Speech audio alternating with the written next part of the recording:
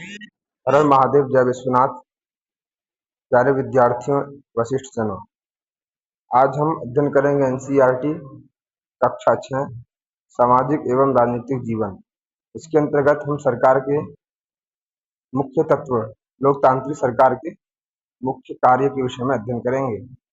इस पाठ में सबसे प्रथम गांव का प्रशासन के विषय में बताया गया। गांव का प्रशासन कैसा होता है। भारत में 6 लाख से अधिक गांव हैं। भारत में कितने लाख से अधिक गांव हैं? 6 लाख से अधिक गांव हैं। उनकी पानी, बिजली, सड़क आदि की जरूरतों को पूरा करना कोई आसान काम नहीं है।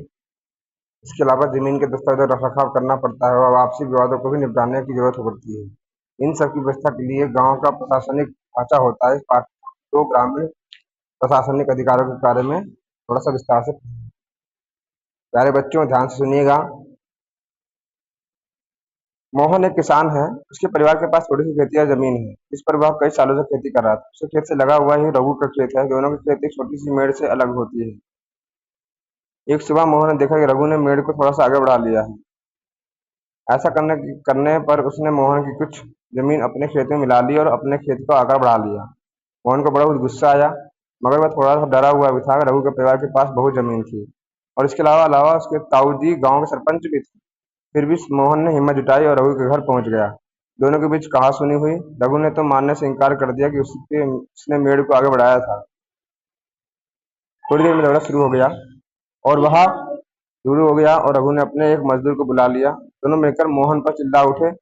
फिर उन्होंने मोहन को मारना शुरू कर दिया। वो हल्ला सुनकर पड़ोसी आ गए। उन्होंने देखा कि मोहन की पिटाई हो रही है। बीच बचाव करके उन्होंने मोहन को बचाया। मोहन को सिर पर और हाथ पर बहुत चोट आई थी। एक पड़ोसी ने उसकी मरहम पट्टी की। मोहन ने एक दोस्त से, जो गांव के डाकघर में काम करता था, सुझाव दिया कि उन्हें स्थानीय पुलिस थाने जाकर रिपोर्ट लिखवानी चाहिए। जबकि कुछ लोग उसके खिलाफ थे। उनको लग रहा था कि बहुत सारा पैसा बर्बाद हो जाएगा, नतीजा कुछ भी नहीं मिलेगा। कुछ लोगों ने कहा कि रघु के परिवार वाले तो पहले से ही पुलिस थाने पहुंच चुके होंगे। काफी विचार विमर्श के बाद अंततः यह तय हुआ कि जिन पड़ोसियों की आंखों के सामने घटना हुई थी और उनको भी लेकर पुलिस थाने चला गया। अब देखिए पुलिस थाने में क्या हुआ। थाने के रास्ते में एक पड़ोसी ने कहा, क्यों ना हम थोड़ा और पैसा खर्च करके शहर के बड़े थाने में चले। मैंने समझाया कि बात पैसे की नहीं है, हम इसी थाने में अपना मामला दर्ज करवा सकते हैं, क्योंकि हमारा गांव इसी कार्य क्षेत्र के अंतर्गत में आता है। हर थाने का एक कार्य क्षेत्र होता है जो उसके नियंत्रण में रहता है। लोग उस क्षेत्र में बहुत चोरी, दुर्घटना, मारपीट, झगड़े आदि की रिपोर्ट उस थाने में लिखवा सकते हैं। जहाँ वहाँ के थानेदार की जिम्मेदारी होती है कि वह लोगों को घटना के बारे में पूछताछ करे, जांच पड़ताल करे और कार्य क्षेत्र के विषय में अंदर के मामलों पर कार्रवाई करे। पुलिस थाने में होने वाला काम। जब सब लोग पहुंचे थाने, तो मोहन थानेदार के पास गया। उसने पूरा मामला बताया। उसने यह भी बताया कि वह अपने परिवार से शिकायत लिखित रूप में देगा। थानेदार ने बहुत बेरुखी से उससे कहा कि उसके पास छोटी छोटी शिकायतों के लिए समय नहीं है और वह जांच पड़ताल का समय नहीं। मोहन ने अपने घाव भी दिखाए, लेकिन थानेदार पर कोई असर नहीं हुआ। मोहन हैरान था कि उसकी शिकायत आखिर दर्ज क्यों नहीं की जा रही थी। मोहन बाहर गया और अपने पड़ोसियों को बुलाकर अंदर ले आया। पड़ोसी ने थानेदार को समझाया कि मोहन की उनकी आंखों के सामने पीटा गया है। अगर वह उसे ना बचाते तो उसे बहुत ही गंभीर चोटें आ जाती। उन्होंने मामला दर्ज करने पर जोर दिया। उनका थानेदार राजी हो गया। उसने मोहन को अपनी शिकायत लिखकर देने को कहा। थानेदार ने वादा किया कि अगले दिन के हवलदार को भेज करके उसकी जांच पड़ताल की जाएगी। राजस्व विभाग का काम। आपने पढ़ा कि मोहन और रघु में खेत की मेड़ को लेकर जबरदस्त लड़ाई हुई। क्या ऐसा कोई तरीका नहीं था जिससे वो अपना मामला शांतिपूर्ण सुलझा सकता थे? क्या कोई ऐसे अभिलेख या रिकॉर्ड होते हैं जिससे ये पता चल जाए कि गांव में किसके पास कौन सी जमीन है? चलिए पता करते हैं कि कैसे किया जाता है। जमीन को नापना और उसका रिकॉर्ड रखना पटवारी का मुख्य काम होता है। किसका होता है? पटवारी का। अलग अलग राज्यों में इसके लिए अलग अलग नाम से जाना जाता है। कहीं पटवारी कहते हैं, कहीं लेखपाल कहा जाता है, कहीं इसे कर्मचारी कहते हैं, कहीं इसे ग्रामीण अधिकारी, तो कहीं कानूनगो कहते हैं। क्या क्या कहते हैं? पटवारी, लेखपाल, कर्मचारी, ग्रामीण अधिकारी या कानूनगो। यहाँ जमीन का लेखा जोखा रखने वाले कर्मचारी के लिए पटवारी शब्द का प्रयोग किया जाता है। प्रत्येक पटवारी कुछ गांव के लिए जिम्मेदार होते हैं। अगले पृष्ठ पर दिए गए नक्शे और उनके अनुसार आप यह खसरे यानी रजिस्टर के विवरण को देखेंगे। यह पटवारी द्वारा लिखा गया गांव की जमीन के रिकॉर्ड का एक हिस्सा है। आमतौर पर पटवारियों के पास खेत नापने के अलग अलग तरीके होते हैं। कई जगहों पर एक लंबे जो लोहे की जंजीर का इस्तेमाल करते हैं। एक जरीब कहते हैं, जिसे जरीब कहा जाता है। जंजीर का इस्तेमाल करते हैं लोहे की नापने के लिए। ऊपर दी गई कहानी में पटवारी मोहन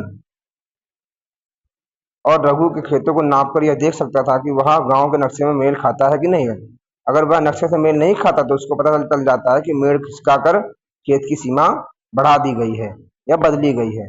पटवारी किसानों से भूमि का कर भी इकट्ठा करता है और सरकार को अपने क्षेत्र में उगने वाली फसलों के बारे में जानकारी देता है। यह काम वह अपने रिकॉर्ड के आधार पर करता है, इसलिए जरूरी है कि वह उनके समय समय पर दुरुस्त करता रहे। किसान कई बार फसल बदल देते हैं, कुछ और उगाने लगते हैं। आइए, खसरा कराने वाले रिकॉर्ड में पटवारी ने नीचे दिए गए जमीन के नक्शे के मुताबिक सूचनाएं भरी हैं। इससे पता चलता है कि जमीन का कौन सा टुकड़ा किसके नाम पर है। इस रिकॉर्ड और नक्शे को देखिए, मोहन रघु की जमीन से संबंधित सवालों का जवाब दीजिए। अब देखिए, विचार करें। खसरा 5, क्षेत्र हेक्टेयर में, जमीन मालिक का नाम, पिता पति का नाम और पता। यदि बटाई पर है तो दूसरे किसान का नाम और बटाई का हिस्सा है तो दूसरे का नाम।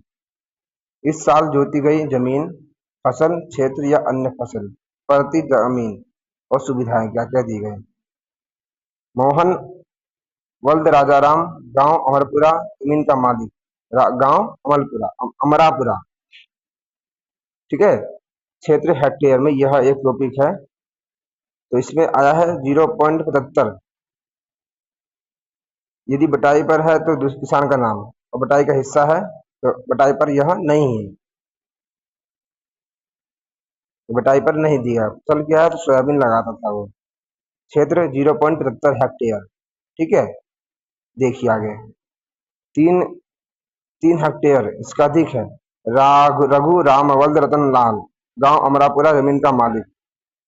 ठीक है, स्वयं का मालिक। ये भी बटाई की जमीन नहीं थी, सोयाबीन नहीं, यह गेहूं बोता था। हेक्टेयर 2.75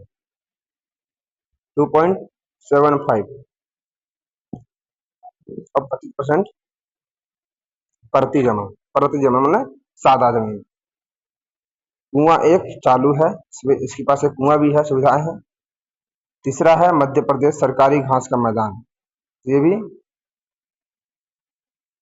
इसमें कुछ नहीं बोलते हैं। यहाँ पे कुआं है, चालू चारगाह। आइए,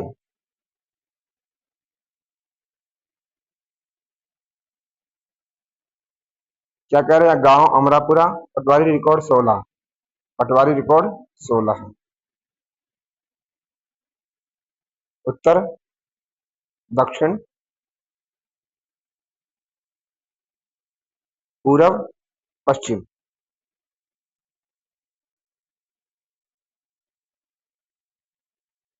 रघु और मोहन की जमीन के बीच की सीमा पर निशान लगाइए। चिन्ह देखिए, यहाँ सीमा पर ऐसे टिक देते हैं, ये देख सकते हैं आप।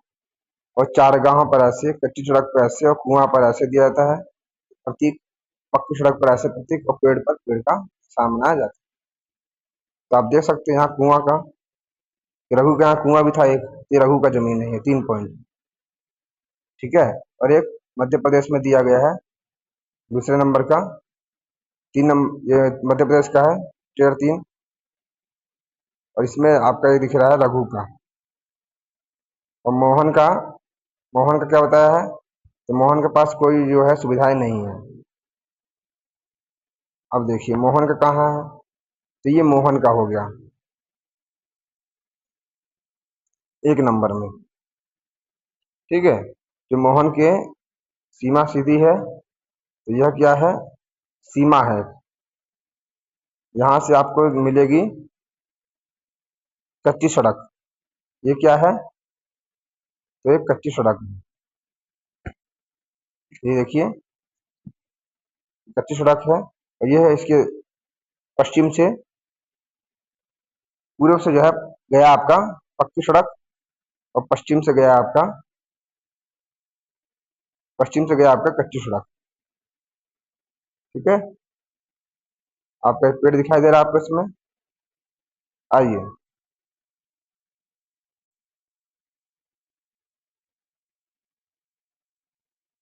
यहाँ वृक्ष भी है, यहाँ चारगाह भी है, जो मध्य प्रदेश का हिस्सा है ये। नंबर 2 का आपका वो है रघु का, जिसके पिताजी का नाम राम बलदेव रतन लाल है, गांव अमरापुरा। ये आपका 2 नंबर का होगा। 1 नंबर का किसका है, 1 नंबर का आपका है, जमीन का मालिक कौन था, जमीन का मालिक का नाम था मोहन। मोहन का जमीन हो गया ये। इसके पास जमीन कितनी है? मोहन के पास जमीन जो है आपका कितना है? 0.75। 0.75। इसके यहाँ कुआं नहीं, इसके यहाँ कुआं भी है, और ये मध्य प्रदेश में कुआं भी है, चारागाह भी है, और एक वृक्ष भी है, पेड़ भी है। इसकी पश्चिम से जा रहा है आपका कच्ची सड़क, और पूरे से जा रहा है पक्की सड़क। ठीक है, दिख रहा है आपको? चलिए आगे चलते हैं। इस सामने जो आपको दिखाई दे रहा है उत्तर की ओर से, ये क्या है? एक सीमा है। ठीक है, आइए आगे चलते हैं। किसानों को अक्सर अपने खेत के नक्शे और रिकॉर्ड की जरूरत पड़ती है। इसके लिए उनको कुछ शुल्क देना पड़ता है। किसानों को इसकी नकल पाने का अधिकार है, हालांकि कई बार इनको यह रिकॉर्ड आसानी से नहीं मिलते। लोगों को इनको हासिल करने में काफी मुश्किलें का सामना करना पड़ता है। कई राज्यों में यह सारे रिकॉर्ड कंप्यूटर में डालकर पंचायत के दफ्तर में रख दिए जाते हैं, ताकि वे आसानी से लोगों को उपलब्ध हो सके और नई सूचनाओं के अनुसार नियमित रूप से दुरुस्त होता रहे। आपको क्या लगता है किसानों को इस रिकॉर्ड की जरूरत कब पड़ती होगी? आइए नीचे देखते हैं हम कि क्यों आवश्यकता पड़ती है, कब पड़ती है, और जमीन का रिकॉर्ड अनिवार्य क्यों होते हैं। ये भी हम आपसे किस लिए जरूरी होती है। एक किसान दूसरे किसान से जमीन खरीदना चाहता है तो भी रिकॉर्ड की आवश्यकता होती है। एक किसान अपनी फसल दूसरे को बेचना चाहता है तो भी आवश्यकता होती है। एक किसान को अपनी जमीन में कुआं खोदने के लिए बैंक से कर्ज चाहिए तो भी आवश्यकता होती है। एक किसान अपने खेतों के लिए खाद खरीदना चाहता है तो भी आवश्यकता होती है। एक किसान अपनी जमीन अपने बेटे एवं बेटियों में बांटना चाहता है तो भी आवश्यकता होती है। ठीक है, आइए हम जुड़ते हैं पहले के पूर्वगत पाठ से। तो क्या हमने पढ़ा था? कुछ और उगाने लगते हैं कई बार, या कोई कुछ कुआं खोद लेता है। इन सब का हिसाब जो है सरकार रखना सरकार के राजस्व विभाग का काम होता है। इस विभाग के वरिष्ठ लोग इस काम का निरीक्षण करते हैं। भारत में सभी राज्य जिले में बटे हुए हैं। जमीन से जुड़े मामलों की व्यवस्था के लिए जिन जिलों को और छोटे छोटे खंडों में बांट दिया जाता है, जिसे उपखंडों के नामों से जाना जाता है, जैसे तहसील, तालुका इत्यादि। सबसे ऊपर जिला अधिकारी होता है, उसके नीचे तहसीलदार होते हैं। उन्हें विभिन्न मामलों को निपटाना होता है। वे पटवारी के काम का निरीक्षण करते हैं और ये सुनिश्चित करते हैं कि रिकॉर्ड सही ढंग से रखे जाएं और राजस्व विभिन्न तरह के कर इकट्ठा होता रहे। यह भी देखते हैं कि किसानों को अपने रिकॉर्ड का नकल आसानी से मिल जाए। वे विद्यार्थी को जरूरत पड़ने पर जाति प्रमाण पत्र आदि भी जारी करते रहे। तहसीलदार के इस दफ्तर में जमीन से जुड़े विवाद के मामले सुने जाते हैं। आइए देखते हैं एक नया कानून, हिंदू अधिनियम धारा 2005। जब हम उन किसानों के बारे में सोचते हैं जिनके पास जमीन होते हैं, वो आमतौर पर अपने ध्यान में पुरुष होते हैं। महिलाओं की हैसियत खेतों के काम में एक मददगार भर की मानी जाती है। उनके बारे में जमीन के मालिक के रूप में भी कभी नहीं सोचा जाता है। अभी तक कई राज्यों में हिंदू औरतों को परिवार के जमीन में हिस्सा नहीं मिलता था। पिता की मृत्यु के बाद जमीनों बेटों में बांट दी जाती थी। और हाल ही में यह कानून बदला गया है। नए कानून के मुताबिक हिंदू परिवार में बेटों बेटों और उनकी माँ को जमीन में बराबर हिस्सा मिलता है। यह कानून सभी राज्यों और केंद्रशासित प्रदेशों में भी लागू होगा। इस कानून से बड़ी संख्या में औरतों को फायदा होगा। उदाहरण के लिए सुधा एक खेतिया परिवार की सबसे बड़ी बेटी है। वह शादीशुदा है और पास के गांव में रहती है। अपने पिता की मृत्यु के बाद सुधा अक्सर खेती के काम में मां का हाथ बटाने आती है। उसकी मां ने पटवारी से कहा कि जमीन पर अब बेटे के साथ साथ उसके बेटियों का भी नाम रिकॉर्ड पर आ जाए। सुधा की मां बड़े आत्मविश्वास के साथ छोटे छोटे और बेटी की मदद से खेती का काम संभालती है। सुधा भी इसी चिंतितता में रहती है कि जरूरत पड़ने पर वह अपने हिस्से की जमीन से काम चला सकती है। एक बिटिया की चाह, विरासत में मिला यह घर पापा को अपने पिता से, यही घर मिलेगा मेरे भैया को मेरे पिता से। पर मैं और मेरी माँ हमारा क्या, बता दिया गया है मुझे। पिता के घर में हिस्से की बात औरतें नहीं किया करती। लेकिन मुझे चाहिए एक घर अपना, बिल्कुल मेरा अपना, नहीं चाहिए दहेज में रेशम और सोना। आइए, और अन्य सार्वजनिक सेवाएं एक सर्वेक्षण के रूप में जाना जाता है। इस पाठ में हमने सरकार के कुछ प्रशासनिक कार्य के बारे में पढ़ा, खासकर ग्रामीण क्षेत्र के संदर्भ में। पहला उदाहरण कानून और व्यवस्था बनाए रखने के लिए था। दूसरा जमीन के अभिलेखों की व्यवस्था के बारे में। पहले मामले में हमने पुलिस की भूमिका का परीक्षण किया, दूसरे में पटवारी की भूमिका का। इनके काम का विभाग के अन्य लोगों के द्वारा निरीक्षण किया जाता है, जो पुलिस अधीक्षक या तहसीलदार कहलाते हैं। हमने ये भी देखा कि लोग कैसे उन सुविधाओं का इस्तेमाल करते हैं और उन्हें किस तरह की समस्या आती है। इन सेवाओं का उपयोग कानूनों के अनुसार होना चाहिए। अपने संभवतः सरकार के अन्य विभागों द्वारा दी जाती रही है। सार्वजनिक सेवाओं को देखा गया होगा। अपने गांव या क्षेत्र के लिए दी जा रही सार्वजनिक सेवाओं की एक सूची बनाइए। इसमें दूध उत्पादन समिति और राशन की दुकान, बैंक, पुलिस थाना, बीज और खाद के लिए कृषक समिति, डाक बंगला, आंगनबाड़ी, बालवाड़ी, सरकारी स्कूल, प्राथमिक स्वास्थ्य केंद्र, अस्पताल इत्यादि। 3 सार्वजनिक सेवाओं पर जानकारी इकट्ठी कीजिए। अपने अध्यापक के साथ चर्चा कर सकते हैं आप और इनकी कार्यप्रणाली में कैसे सुधार किया जा सकता है, इसके बारे में आप ध्यान आगे दिया जा सकता है। आइए, इतना आपके साथ पाठ का चर्चा करने के पश्चात हम अपने वाणी को विराम देंगे। एक यहाँ विशाल विषय ध्यातव्य है कि हमारे भारत में कितने हैं गांव? तो 6 लाख से भी अधिक गांव हैं। ये ध्यातव्य। इतना कहते हुए जय श्री राम, हर हर महादेव, जय विश्वनाथ। मिलते हैं अपने अगले पाठ के साथ।